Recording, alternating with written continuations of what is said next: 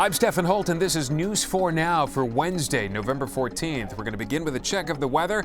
Could call tonight's cold and clear conditions the calm before the storm. We've got the first flakes of the season on the way for tomorrow. And across the tri-state, crews are getting the plows ready for what is looking like the earliest snowfall in 6 years. It all starts tomorrow afternoon and will stick around through Friday morning. New York City and areas along Interstate 95 will see 1 to 3 inches of slushy snow before a transition to rain.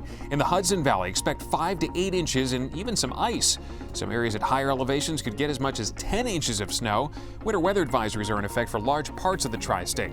Officials have also issued a snow alert in New York City. And now on to more news. A mother was attacked on the subway after what she calls an innocent comment by her son. He's a very quiet child, and he was nervous.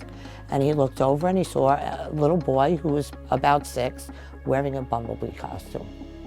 And it was an innocent comment that he made. Margaret Nielsen said her son's comment sent another mother off the rails. The woman smacked her and smashed her in the face with a cell phone. She said that's when another woman standing by the door choked her from behind. Other riders formed a human shield around Nielsen and her son. They're both okay, but shaken up. Police are now looking for attackers. In Queens, not everyone is happy about Amazon's decision to land part of its new headquarters in Long Island City. Demonstrators gathered today at the site where Amazon plans to open one of its 2 new locations. Local leaders and activists say they're concerned about the incentives that the city and state is offering the retail giant. They're also concerned the newly announced headquarters could put a strain on mass transit and push low-income families out of the neighborhood. Those taxes should be going to NYCHA. They should be going to education.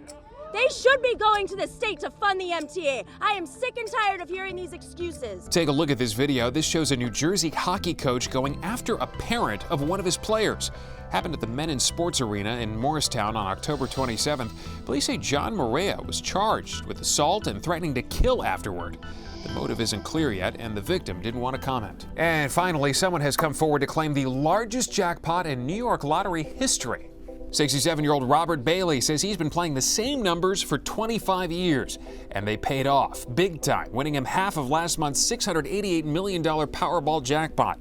He's taking home a lump sum of $125 million and is already planning a trip. Well, I haven't been to Las Vegas in a while. I would like to go there and visit Las Vegas. Or I might go to the Bahamas where it's almost winter here. I might go to the islands. And that's all for News 4 Now. Stick around after this to see our exclusive interview with that mother who was attacked on the train. I'm Stefan Holt. Thanks so much for checking in. Teenage Mutant Ninja Turtles.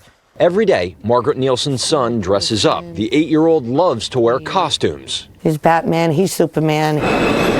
So when mom and son were on a Queens-bound E train and her son saw a child dressed up as a bumblebee, he said, "Mom, that child has a costume on still." And I said, "You know, we all dress differently in the city." And he said, "Yeah." And all of a sudden, this woman started screaming. "I don't care!" She started cursing at me, telling me to tell my kid to show some respect. Then this mom attacked.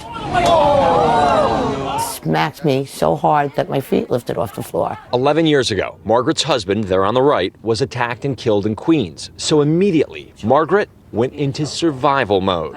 I was protecting my kid, and for nobody to hurt him. This stranger then hit Margaret in the face with a cell phone, leaving her black and blue. She hit me right on top of the eyebrow.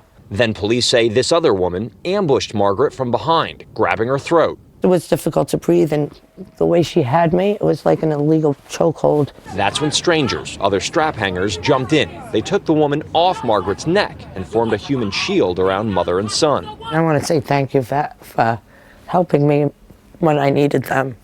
As for these 2 strangers, Margaret says she hopes they get help for their anger issues and hopes they realize her 8-year-old son was not making fun of their child's costume. He was admiring it. To see somebody of his almost age wearing stuff that he wears, and especially out on a train, he thought that was the coolest thing. The 2 women were last seen stepping off the E train. If you recognize either one of them, police want to hear from you immediately. In Midtown, I'm Mark Santia, News 4 New York.